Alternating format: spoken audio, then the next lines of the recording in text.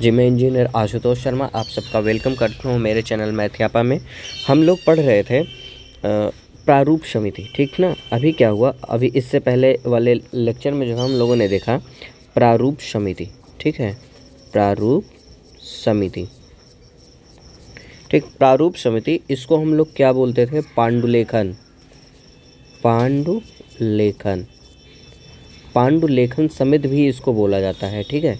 पांडुलेखन समिति भी इसको बोला जाता है। और इसका जो गठन था, ये जो समिति है इसका जो गठन था 29 अगस्त 1947 को हो गया था, ठीक है, ठीक। और इसके अध्यक्ष जो है डॉक्टर बी.आर. अम्बेडकर। देखिए क्या हुआ कि जो ये बी.आर. अम्बेडकर साहब थे, ये कैसे प्रारूप समिति या संविधान सभा के सदस्य बने, उसके बारे में थोड़ा सा हम लोग देख लेते हैं कैसे ये संविधान सभा में इनकी एंट्री हुई, ठीक है। संविधान सभा में इनकी एंट्री के बारे में ये था कि जो बी.आर. अम्बेडकर साहब थे, ये सबसे पहले चुनाव लड़ते थे। कहाँ से चुनाव लड़ते थे भाई? बम्बई से, ठीक। कहाँ से चुनाव लड़ते थे? बम्बई से। लेकिन जब ये बम्बई से चुनाव लड़ते थे तो वहाँ से क्या हो जाते थे? ये हार गए थे। क्या हो गए? हार गए। बम्बई से जब इन्होंने चुनाव लड़ा तो वहाँ से ये क्या हो गए? हार गए, ठीक है, हार गए। उसके बाद फिर क्या हुआ कि ये जो है चले गए बंगाल, ठीक, चले गए बंगाल। बंगाल के जैसूल कुलना, ठीक। जब ये यहाँ बम्बई से हार गए तो ये कहाँ पे चले गए? बंगाल, ठीक। बंगाल के जैसूल कुलना, जैसूल कुलना,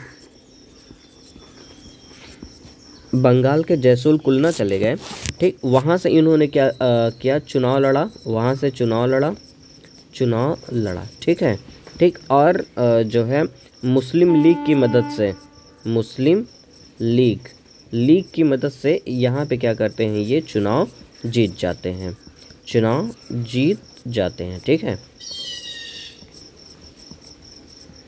चुनाव जीत जाते हैं, ठीक।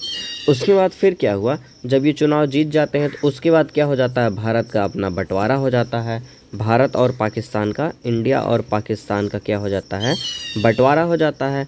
और ये जो जैसूल कुलना है का बंटवारा हो जाता है। जब बंटवारा हो जाता है तो जो जैसूल कुलना है, जैसूल कुलना, ये चला जाता है पाकिस्तान में, ठीक। ये चला जाता है पाकिस्तान में।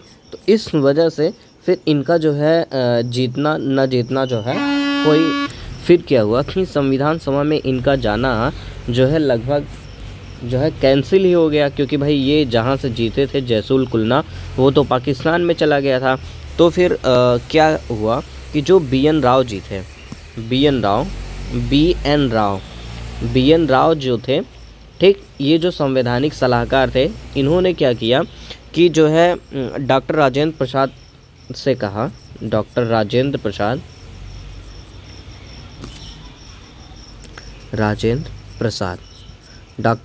प्रसाद से इन्होंने कहा कि भाई बी.आर. अम्बेडकर का यहाँ पे होना ज़रूरी है, ठीक ना, अम्बेडकर का होना जो है ज़रूरी है। तो फिर उसमें क्या हुआ कि जो महाराष्ट्र या फिर मतलब मुंबई के जो बी.जी. खेर वज़ीर आज़म थे, मतलब कि जो बी.जी. खेर मुंबई के क्या थे? ये मुंबई के वज़ीर आज़म थे, के वज़ीर आज़म, मुंबई के वज़ीर आज़म थे, ठीक। उनको जो है डॉक्टर राजेंद्र प्रसाद ने बतलाया कि जो है संविधान सभा में बी.आर. अम्बेडकर साहब का रहना ज़रूरी है। तो फिर जो है जो मुंबई की सीट थी वहाँ पे M.R. जयकर थे। मुंबई की सीट पे कौन थे? M.R. जयकर जी थे। M.R. जयकर जी थे। इन्होंने क्या किया? अपनी सीट छोड़ दी, अपनी सीट क्या कर दी? छोड़ दी, अपनी सीट छोड़ दी। और उस सीट से, और उस जो बम्बई की सीट है वहाँ से फिर जो है बी.आर. अम्बेडकर साहब जीत करके संविधान सभा में जाते हैं, ठीक। बी.आर. अम्बेडकर साहब जीत कर संविधान सभा में जाते हैं, संविधान सभा में जाते हैं, ठीक। तो संविधान सभा में कैसे बी आर साहब पहुँचे, उसके पीछे की ये छोटी सी एक कहानी है। मतलब क्या था कि सबसे पहले क्या था कि ये जो बी आर साहब थे, ये बम्बई से क्या चुनाव लड़ते थे और वहाँ से हार जाते थे। ठीक, फिर क्या हुआ, ये बंगाल से चुनाव लड़े, बंगाल के जैसुल कुलना से चुनाव लड़ते हैं और मुस्लिम लीग की मदद से चुनाव वहाँ पे जीत जाते हैं। लेकिन हुआ यूँ कि जब इंडिया और पाकिस्तान का बंटवारा हुआ तो ये जो जैसुल कुलना है वो कहाँ पे चला गया, पाकिस्तान में चला गया। ठीक, जिसकी वजह से ये जो है संविधान सभा में सम्मिलित नहीं हो पा रहे थे। फिर बी एन राव जो थे, उन्होंने डॉक्टर राजेंद्र प्रसाद से कहलवाया, बीजी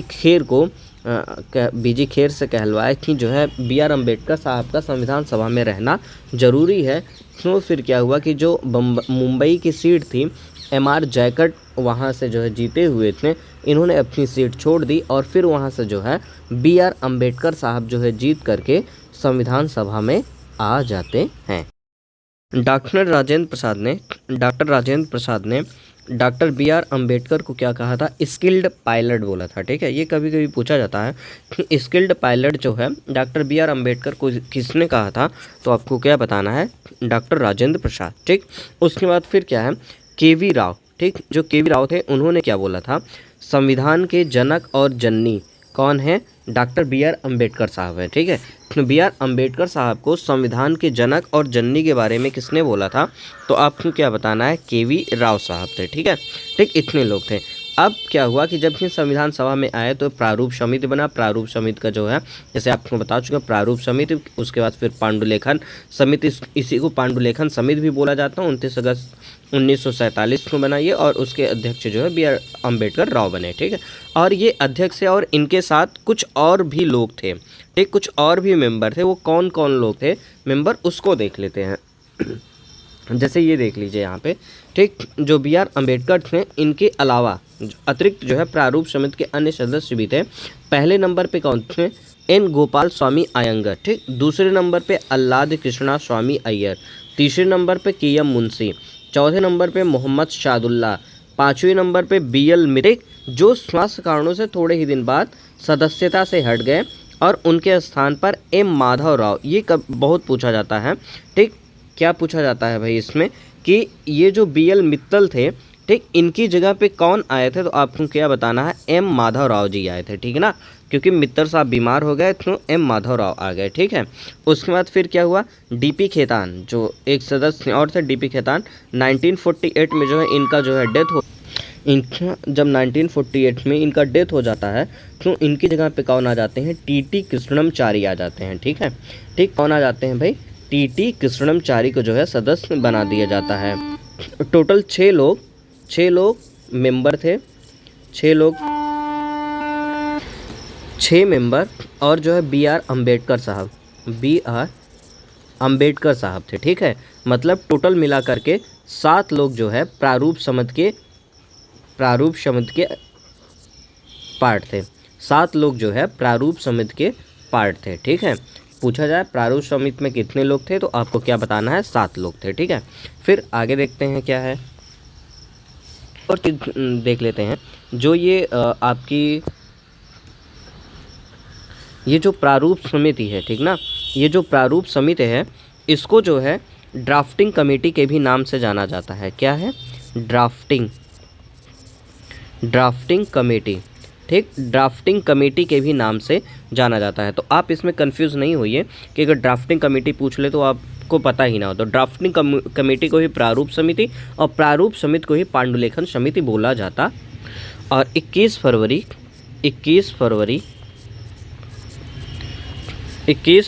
1948 को जो है संविधान का प्रारूप तैयार हो गया।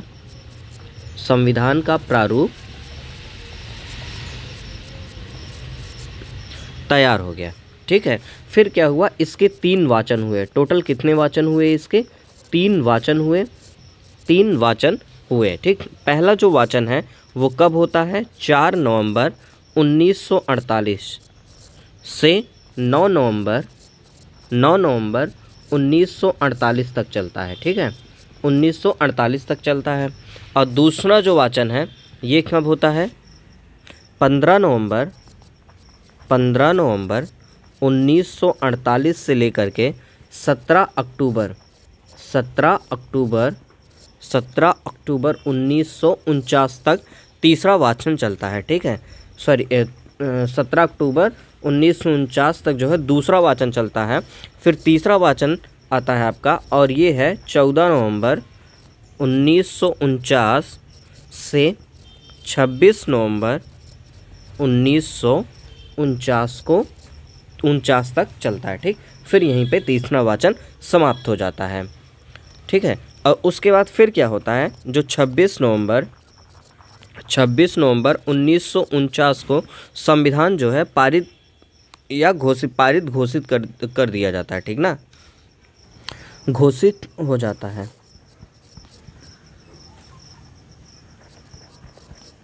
घोषित हो जाता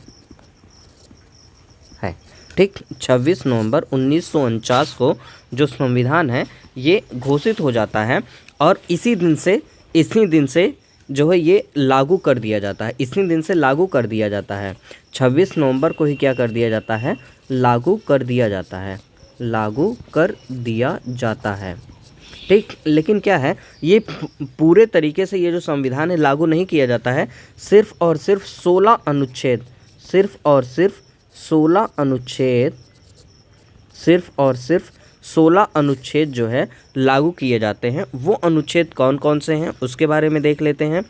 पहले नंबर पे क्या, अनुच्छेद नंबर 5, अनुच्छेद नंबर 6, अनुच्छेद नंबर 7, 8, 9, 60, 324, 366, 367, 367, 379, 379 और 380, 388, 388, 391, 392, 393, 394, ये 16 अनुच्छेद जो है आपके उसी दिन जो है लागू कर दिए जाते हैं जिस दिन संविधान की घोषणा की जाती है, ठीक। मतलब 26 नवंबर 1949, जिसका वर्णन अनुच्छेद 394 वर्णित है, ठीक ना, जिसका वर्णन अनुच्छेद 394 है, ठीक। और अनुच्छेद 394 में ये भी बताया गया है कि जो बाकी के अनुच्छेद हैं, क्या, जो बाकी के अनुच्छेद हैं, ठीक, वो कब लागू होंगे, तो वो लागू होंगे 26 जनवरी 1950 को वो लागू होंगे, ठीक ना, ठीक। मतलब ये 394 में ये वर्णित है कि ये 16 जो अनुच्छेद हैं ये जो है उसी दिन जो है लागू कर दिए जाएंगे। बाकी के जो अनुच्छेद हैं वो 26 जनवरी 1950 को जो है लागू किए जाएंगे। इस वजह से 26 नवंबर को जो है विधि दिवस या संविधान दिवस के रूप में मनाया जाता है, विधि दिवस या संविधान दिवस के रूप में मनाया जाता है, संविधान दिवस के रूप में मनाया जाता है। और ये जो विधि दिवस मनाया जाता है ये जो है LM सिंघवी,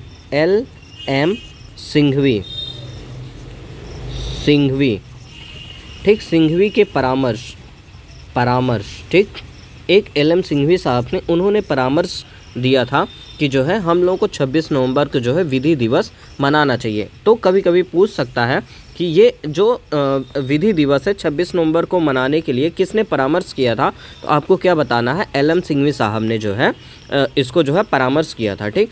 और ये देखिए जो विधि दिवस है, विधि दिवस ये संविधान दिवस के रूप में भी जो है सेलिब्रेट किया जाता है। इसके पीछे भी एक कहानी है, उसको थोड़ा सा जान लेते हैं, ठीक। जब अंबेडकर साहब की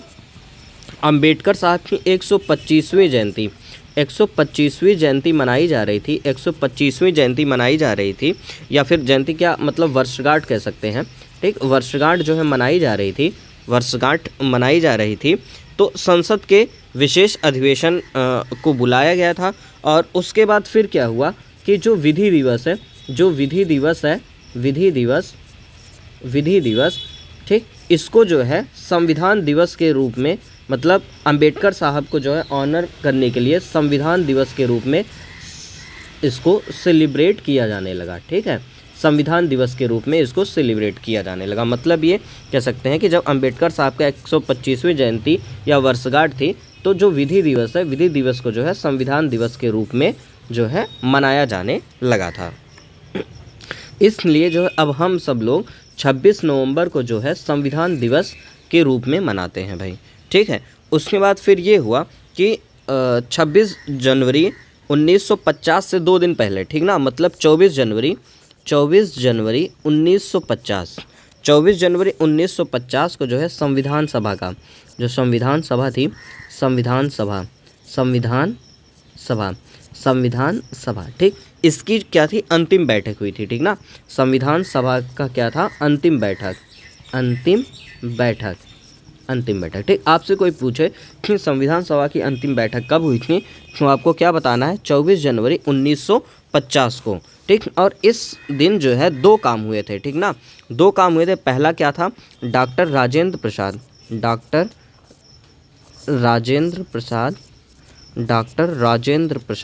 ठीक, डॉक्टर राजेंद्र प्रसाद साहब को जो है राष्ट्रपति चुन लिया गया था,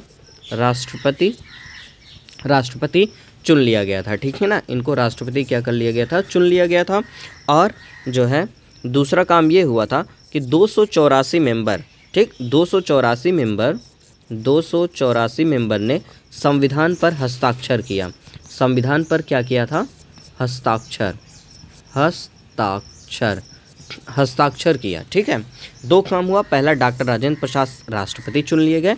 दूसरा, 284 मेंबर ने संविधान पर हस्ताक्षर किया। ये पूछा जाता है जब संविधान आपका बना था तो उस पे जो है कितने लोगों के हस्ताक्षर हुए थे, तो आपको क्या बताना है, 284 लोगों के जो है हस्ताक्षर हुए थे। ठीक है, ठीक, और जो पहला हस्ताक्षर था, जो फर्स्ट हस्ताक्षर था, वो किसका था, पंडित जवाहरलाल नेहरू का, पंडित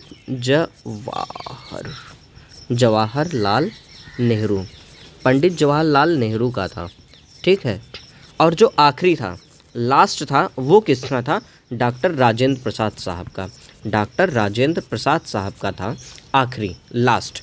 ठीक, उसके बाद फिर देख लेते हैं और हम लोगों ने जो है पीछे ये पढ़ा था, जो 1947 का अधिनियम था, 1947 का जो स्वतंत्रता अधिनियम था, उसमें ये हम लोगों ने पढ़ा था कि जब तक अपना संविधान नहीं होता है,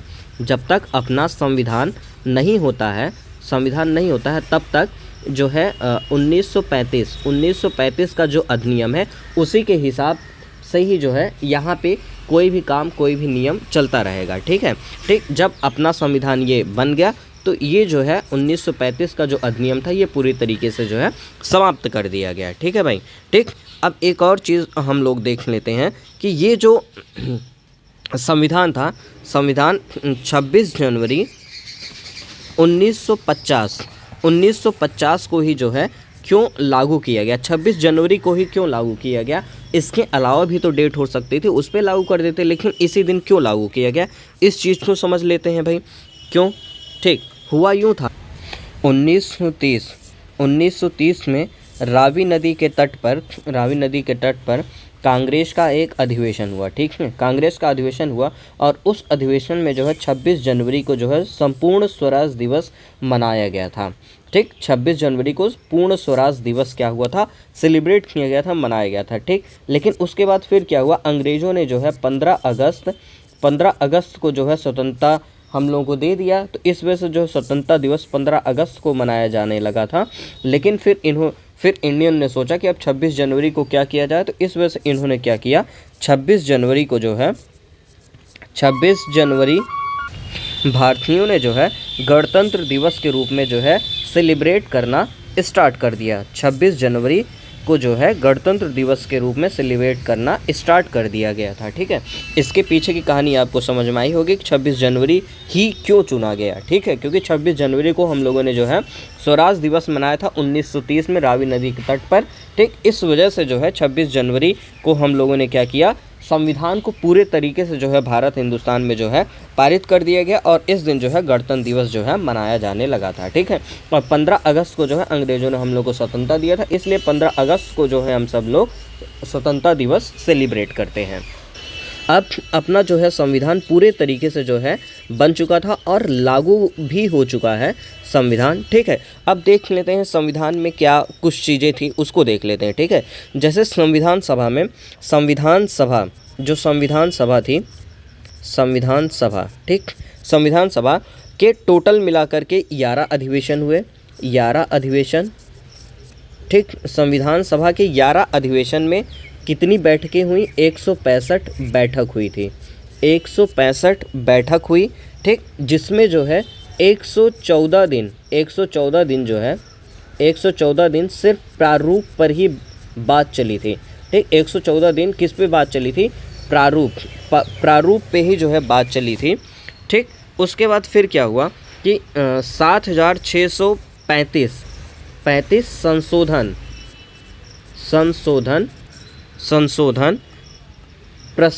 संशोधन का प्रस्ताव रखा गया, ठीक। संशोधन का जो है प्रस्ताव रखा गया और टोटल कितने संशोधन हुए? 2,473 संशोधन हुए। उसमें संविधान में कितने संशोधन हुए? 2,473 संशोधन हुए, ठीक है। और संविधान को बनाने में कुल कितना समय लगा? संविधान को बनाने में जो समय लगा वो कितना था? जो समय लगा था वो कितना था भाई? 2 साल 11 महीने 18 दिन, ठीक, 18 दिन। 2 साल 11 महीने 18 दिन जो है संविधान को बनाने में लग गया था, ठीक है। उसके बाद जब ये हमारा संविधान बना था तो उस समय इसमें टोटल कितने अनुच्छेद थे? 395 अनुच्छेद थे, 395 अनुच्छेद थे और 22 भाग थे। कितने भाग थे? 22 भाग थे और 8 अनुसूचियाँ थी, 8 अनुसूचियाँ थी, ठीक है। जब अपना संविधान बना था तो टोटल मिलाकर के 395 अनुच्छेद, 22 भाग और 8 अनुसूचियाँ थी, ठीक है। और संविधान को बनाने में टोटल कितना व्यय हुआ था, कितना खर्च हुआ था, ठीक, कितना खर्च लगा था, ठीक, कितना खर्च लगा था? 63 लाख 96,729 रुपये, ठीक, 63,96,729 रुपये का जो है खर्च पड़ा था पूरा इसको बनाने में, ठीक है। फिर जो है और चीज़ें देख लीजिए। 24 जनवरी 1950 को राष्ट्रगान, जो अपना राष्ट्रगान है, अपना राष्ट्रगान जनगण मन अधिनायक जो है अपना राष्ट्रगान, और राष्ट्रीय गीत, और क्या चीज़? राष्ट्रगीत, ठीक, राष्ट्रगीत वंदे मातरम,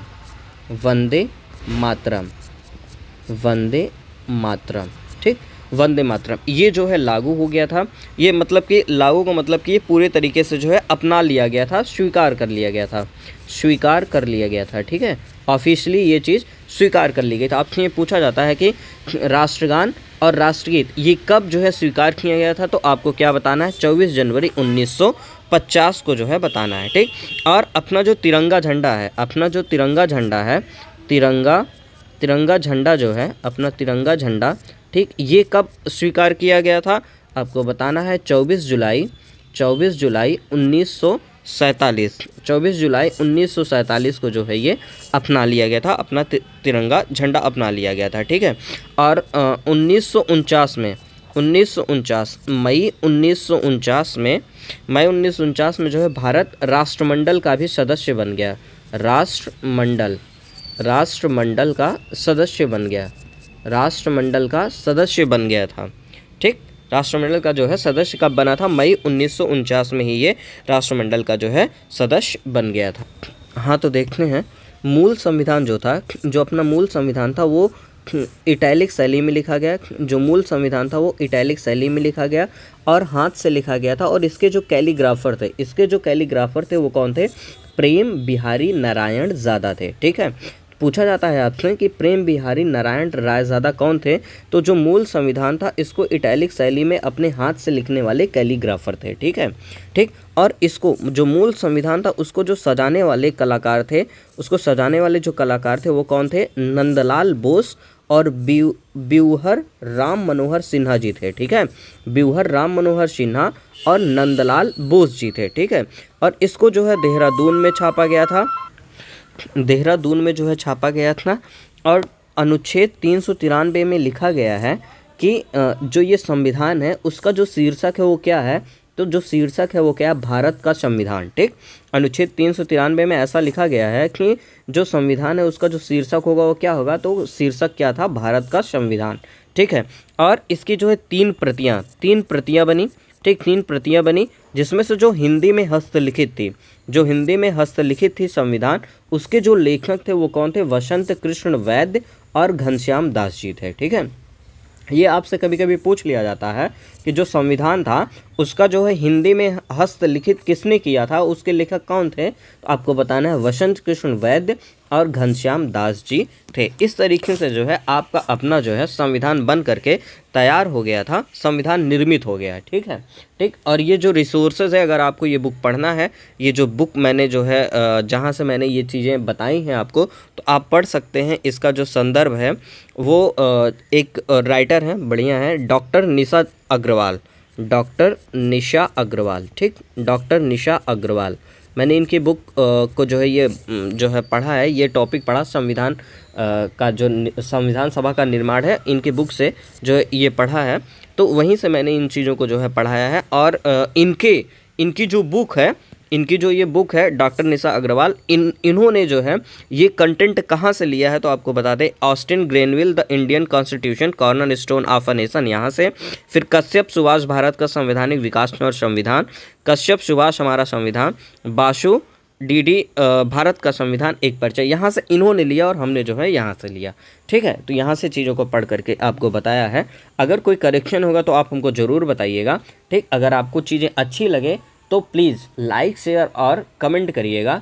ठीक है, तो हम लेते हैं अलविदा। Okay, thank you.